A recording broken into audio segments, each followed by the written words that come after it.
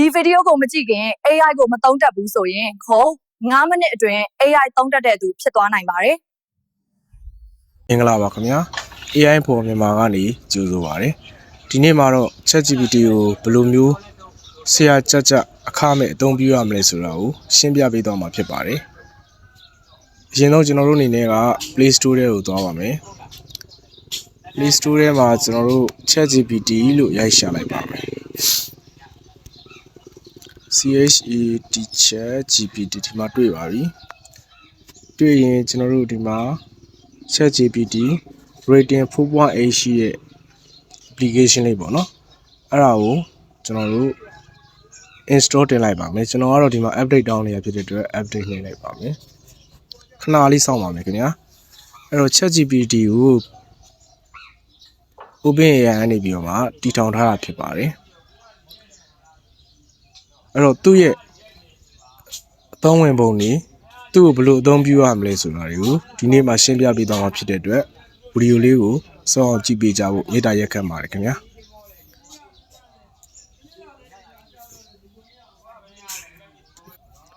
ဟုတ်ကဲ့ကျွန်တော်တို့ install တင်ပြီးသွားပြီဆိုတော့ကျွန်တော်တို့ open ကိုနှိပ်လိုက်ပါမယ်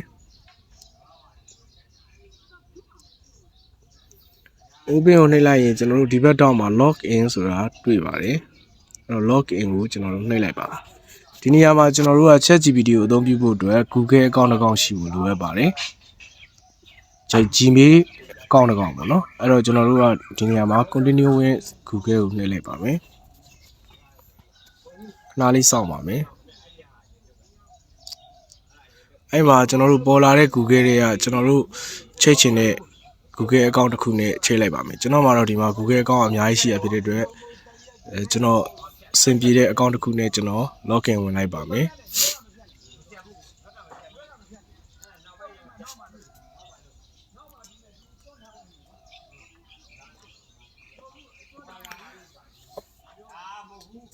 ဟုတ်ကဲ့ login ဝင်ပြီးသွားပါပြီ login ဝင်ပြီးသွားပြီဆိုရင်ဒီမှာကျွန်တော်တို့ဒီ search box မှာကျွန်တော်တို့ကြိုက်တာတွေစမေးလို့ရပါပြီကျွန်တော်တို့ဗာမေးမလဲဆိုရင်ငါအေးမိပြီးဖြားနေလို့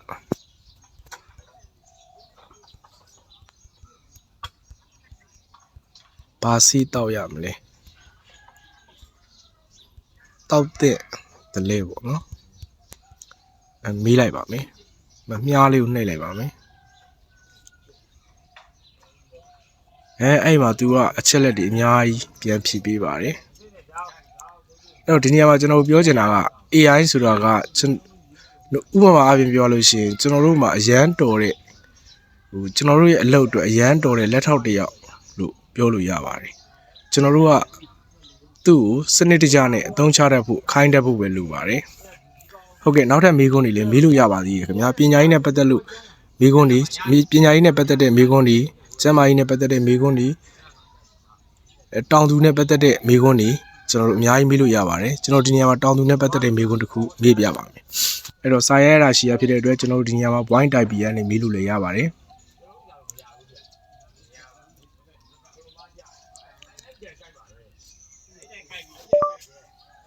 နွေရာသီမှာနှမ်းဆိုင်ရင်ဘာတွေလုပ်ရမလဲဒီမှာကျွန်တော်တို့ကနှမ်းဆိုတာလေးကိုထည့်ပေးလိုက်အောင်မယ်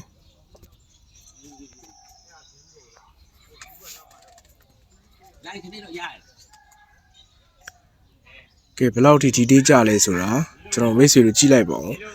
ကျွန်တော်နွေရာသီမှာနှမ်းဘယ်လိုစားရမလဲဆိုတာပဲမေးလိုက်တယ်သူဖြေပေးတဲ့အဖြေကဒီမှာအများကြီးပါပဲအဲ့တော့မိတ်ဆွေတို့လည်း ChatGPT ကိုအသုံးပြုပြီးတော့ကိုသိချင်တာကိုစိတ်ထဲမှာမရှင်းတဲ့အကြောင်းအရာတွေကိုသွားပြီးတော့မေးမြန်းနိုင်ပါတယ်မိကုန်းကရှင်းလေအဖြေကပို့ပြီးတော့ကောင်းလေဖြစ်နိုင်ပါတယ်နောက်တစ်ခုကျွန်တော်မေးပြပါဦးမယ်ကျွန်တော်တို့ဗာမေးရမလဲဆိုရင်ပညာရေးအတွက်ပေါ့နော်ကျွန်တော်နေ့စဉ်အသုံးများတဲ့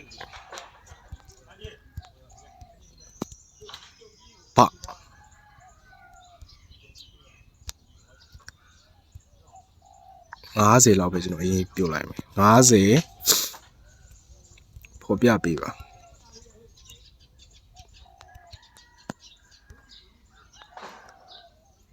ဟုတ်ပြီဒါကတော့ကျွန်တော်တို့အင်္ဂလိပ်စာနဲ့ပတ်သက်တဲ့နေ့စဉ်အသုံးများတဲ့ပါတွေကိုကျွန်တော်မေးလိုက်ပါတယ်အဲ့မှာသူဒီတီးကြကြတွေမှာကိုသွားတီကန်းလာတီအီစာတီ drink တောက်တီအများကြီးပါပဲသူနေ့စဉ်အသုံးများတဲ့ပါတွေကိုသူဖြည့်ပေးသွားပါတယ်ဟုတ်ပြီနောက်တစ်ခုကျွန်တော်တို့ကဒါဒီစာပေါက်ကနေစာရိုက်ပြီးတော့ကျွန်တော်တို့ဒါမေးခွန်းနေမိတာပေါ့နော်ကျွန်တော်တို့အနေနဲ့က ChatGPT ကိုပုံထုတ်ခိုင်းလို့လည်းရပါတယ်ခင်ဗျာပုံထုတ်ခိုင်းမယ်ဆိုရင်ကျွန်တော်တို့ကဒီတောင်းမှာရှိတဲ့အပေါင်းလေးကိုနှိပ်လိုက်ပါအပေါင်းလေးကိုနှိပ်ပြီးသွားရင်ဒီမှာကင်မရာရှိတယ်ဖိုတိုရှိတယ်ဖိုင်ရှိတယ် create image ရှိတယ် thinky ရှိတယ် deep search ဆိုတာရှိတယ် shopping research ဆိုတာရှိတယ် web search ဆိုတာရှိတယ် story and land ဆိုတာရှိတယ် quiz ဆိုတာရှိတယ် explore application ဆိုတာရှိတယ်အဲ့မှာကျွန်တော်ကဒီနေရာမှာတော့ create image ကိုကျွန်တော်နှိပ်လိုက်မယ်နှိပ်ပြီးသွားရင်ချောမောလာပါတဲ့ချောမောလာပါတော့မြန်မာမိန်းကလေးပုံထုတ်ပေးပါဟုတ်ပြီကျွန်တော်ထုတ်ခိုင်းလိုက်ပြီသူအဲ့မှာပုံထုတ်ပေးနေပါပြီခဏစောင့်လိုက်ပါမယ်မပုံရလာပါပြီဘယ်လောက်ကောင်းလိုက်လဲကြည့်ပါဦးအဲ့တော့ဒီပုံလေးကိုကျွန်တော်တို့ကတစ်ချက်ထောက်လိုက်မယ်ထောက်ပြီးသွားရင်ဒီမှာ save ဆိုတာလေးကိုနှိပ်လိုက်ရင်ကျွန်တော်တို့ကဒါ download လုပ်ပြီးသားဖြစ်သွားပါပြီဟုတ်ပြီဒီကောင်မလေးဝတ်ထားတဲ့အဝတ်စားကိုကျွန်တော်တို့ကသဘောမကျသေးဘူးဆိုရင်ဘာလုပ်လို့ရလဲဆိုတော့အဝတ်စားပုံစံပြောင်းပေးပါလို့ရေးလိုက်ရုံပါပဲ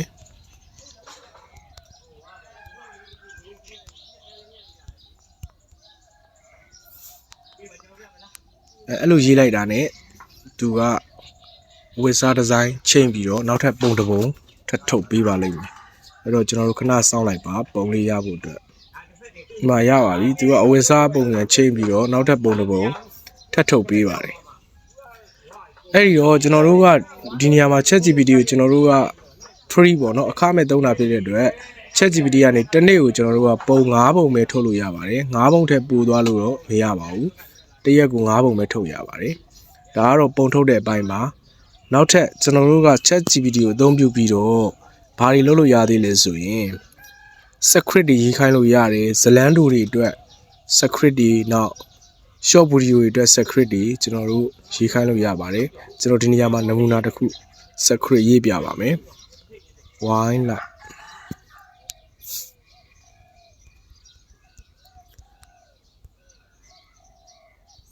wine light အတွက်10မိနစ်စာ script ရေးပြပါပေါ့နော် binary script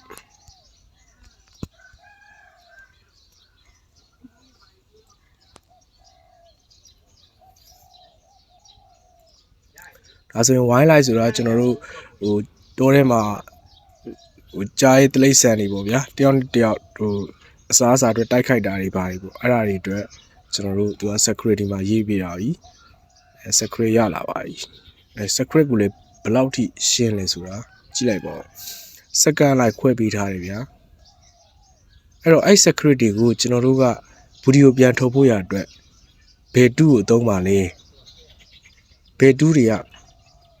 ဗီဒီယိုထုတ်ဖို့အတွက်ပို့ပြီးတော့တင့်တော်လဲ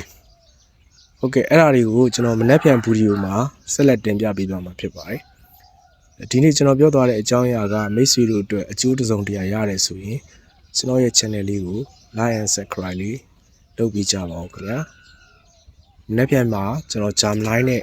Grok AI ကိုဘယ်လိုမျိုးစနစ်တကျအသုံးပြုရမလဲဆိုတာကိုရှင်းပြပေးသွားပါမယ်